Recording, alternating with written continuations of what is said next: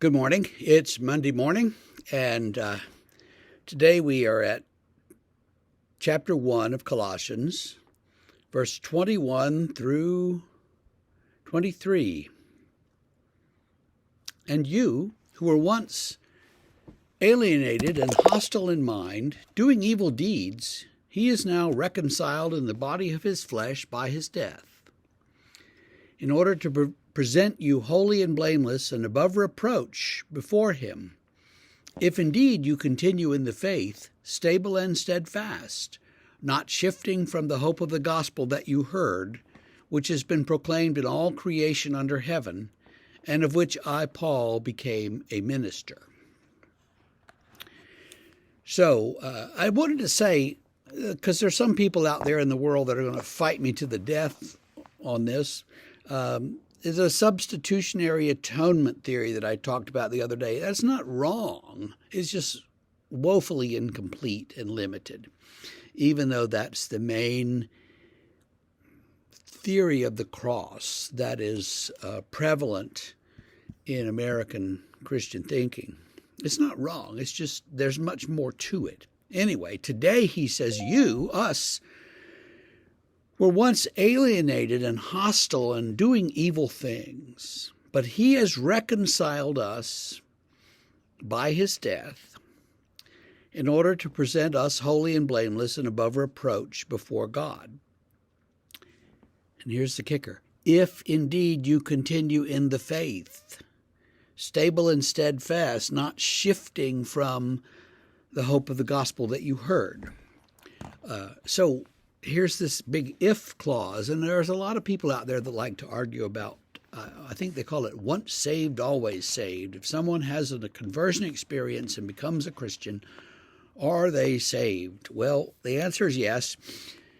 But then if they fall away and go back to their previous lifestyle, whatever that was, then are they not saved? And some parts of the church that they would say, yeah, that's true. Calvin didn't see it that way, and so, we're all stuck with this burden. But in fact, the Scripture's pretty clear that you have to grab a hold of the faith and continue in it. Stable and steadfast, not wavering, not doubting, not falling away.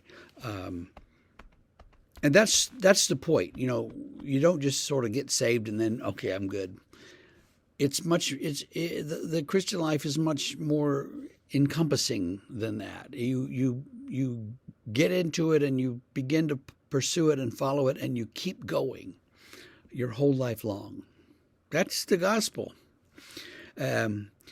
It's been proclaimed in all creation under heaven, and of which I, Paul, became a diakonos, a minister, a deacon, as it were, in our terms, though he is much more than that.